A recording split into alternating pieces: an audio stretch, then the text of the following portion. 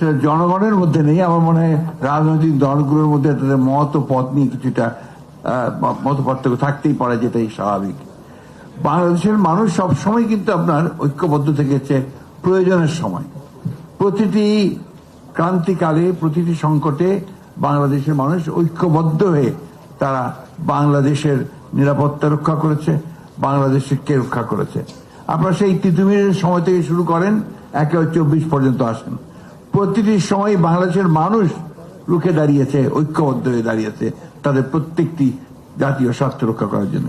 52 ভাষা আন্দোলন বলেন, 69-এর গণঅভ্যুত্থান বলেন, 70-এর নির্বাচন বলেন, 71-এর মুক্তিযুদ্ধ বলেন, সর্বক্ষেত্রে মানুষ এক হয়ে লড়াই করেছে তাদের নিজের জাতীয় স্বার্থ রক্ষা করার জন্য।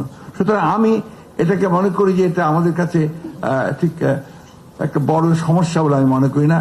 বাংলাদেশের মানুষ ঐতিহাসিকভাবে তারা ঐক্যবদ্ধ থাকে তাদের প্রয়োজনের সময়। মূল ব্যাপারটা হচ্ছে যে আসলে জনগণকে আপনাকে ক্ষমতায়িত করতে হবে, জনগণের সার্বভৌমত্বকে নিশ্চিত করতে হবে। যদি আমরা সেটা করতে পারি তাহলে আমাদের জাতীয় নিরাপত্তা নিশ্চিত হবে, আমাদের অন্যান্য বিষয়গুলো অত্যন্ত সহজ হয়ে আসবে। আমরা গণতন্ত্রই চর্চা করতে পারিনি ঠিক মতো। আমরা গণতন্ত্রকে চর্চা করতে গিয়ে প্রতি পদে পদে বাধা পেয়েছি। সেই জায়গায় আজকে আমাদেরকে একমত হতে হবে। আমার ধারণা যে আমরা সবাই ব্যাপারে একমত হয়েছি এবং অনেকে নেতিবাচক কথা বলছেন, আমি কিন্তু খুব ইতিবাচক দেখতে পাচ্ছি সামনে। বাংলাদেশের মানুষ তর্ক করছে, বিতর্ক করছে, আলোচনা করছে এবং তার মধ্য দিয়ে কিন্তু তারা একটা জায়গায় এসে পৌঁছচ্ছে। এবং আমি বিশ্বাস করি যে আমরা এই আলোচনার মধ্য দিয়েই, তর্ক বিতর্কের মধ্য দিয়েই আমাদের সেই জায়গাতে আমরা পৌঁছবো যেখান থেকে আমরা সত্যিকার অর্থে আমাদের গণতান্ত্রিক প্রতিষ্ঠানগুলোকে নির্মাণ করবার জন্য একটা সঠিক পথ খুঁজে বের করতে পারবো। এখানে খুব ইম্পর্টেন্ট কথা যেটা আমরা মনে করি, যেটা কৌশল বলেছেন, আসলে ডেমোক্রেটিক ইনস্টিটিউশনস গুলোকে আমাকে শক্তিশালী করতে হবে এবং এটাকে শক্তিশালী করতে যদি পারি তাহলে আমি জাতীয় নিরাপত্তাকে আমি নিশ্চিত করতে পারবো এবং আমার অন্যান্য বিষয়গুলোকে আমি সামনের দিকে এগিয়ে নিয়ে যেতে পারবো।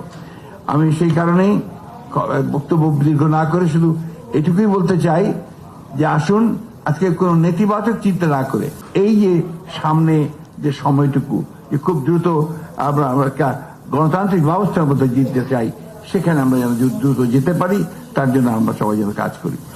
প্রশ্নটা হচ্ছে গণতন্ত্রে ফিরে যাওয়া, প্রশ্নটা হচ্ছে গণতন্ত্রের উত্তরণ ঘটানো, প্রশ্ন হচ্ছে যে গণতান্ত্রিক রাষ্ট্র ব্যবস্থা চালু করা। আপনারা রাষ্ট্র ব্যবস্থা মেরামতের কথা আমরা বলেছি, এটা তো অনেক আগেই বলেছি। আমরা আপনার সেই 2016 সালে আমরা রাষ্ট্র সংস্কারের কথা বলেছি। আমরা 2023 সালে 31 দফার কথা বলেছি, যেখানে আমরা পুরো রাষ্ট্র সংস্কারের কথা বলেছি। কোথায় প্রবলেমগুলো হচ্ছে আমি বুঝতে পারি না। আমার কাছে মনে হয় যে আমাদের চিন্তা ভাবনার মধ্যে এই জায়গাটাতে আমাদের এক হওয়া দরকার, যে আমরা সবাই এক হয়ে আমাদের রাজনৈতিক দল, যেহেতু আমরা গণতন্ত্রে বিশ্বাস করি, আমাদের তো বিভিন্ন মত থাকবেই, সেই মতগুলোকে আমরা এক জায়গায় নিয়ে এসে আমরা অন্তত এক জায়গায় আসি যে আমরা গণতন্ত্রে ফিরে যাব, একটা জনগণের ক্ষমতায়ন করব, জনগণের ক্ষমতা জনগণকে ফিরিয়ে দেব, সে তার ভোট প্রদানের মধ্য দিয়ে তার সেই মতকে প্রতিষ্ঠিত করবে এবং সত্যিকার অর্থেই একটা গণতান্ত্রিক রাষ্ট্র ব্যবস্থা প্রতিষ্ঠা করবে।